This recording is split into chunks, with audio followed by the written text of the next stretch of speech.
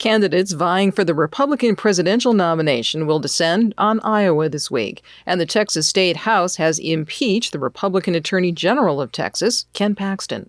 Good morning. I'm Corva Coleman from NPR News, and here are today's top stories. The House Rules Committee is meeting today to discuss a proposed agreement over a bill lifting the debt ceiling. There's a time crunch to get it passed before June 5th, when the federal government is projected to run out of money to pay its bills.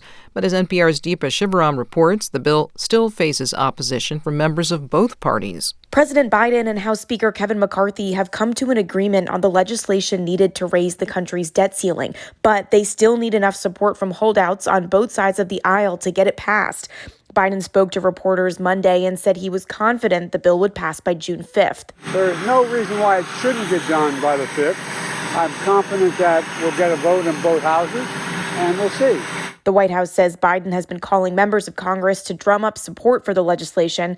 McCarthy has said the House will vote to raise the debt ceiling on Wednesday. Deepa Shivaram, NPR News, Washington. Republican presidential candidates descend on Iowa this week as the race for their party's nomination ramps up. Florida Governor Ron DeSantis will make stops there today and tomorrow. Iowa Public Radio's Clay Masters reports former President Donald Trump will be there later this week. It's the start of a busy week for DeSantis, who will travel to 12 cities in Iowa, New Hampshire, and South Carolina, following his rocky campaign rollout on Twitter last week. DeSantis is seen as Trump's most formidable Republican challenger. Trump will be in Iowa on Thursday.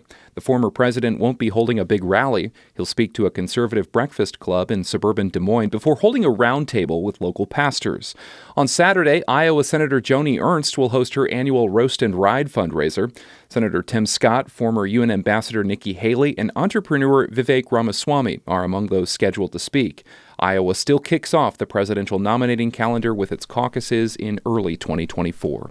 For NPR News, I'm Clay Masters in Des Moines. The Republican-led Texas State House has impeached Republican State Attorney General Ken Paxton. He's accused of bribery and misconduct in office.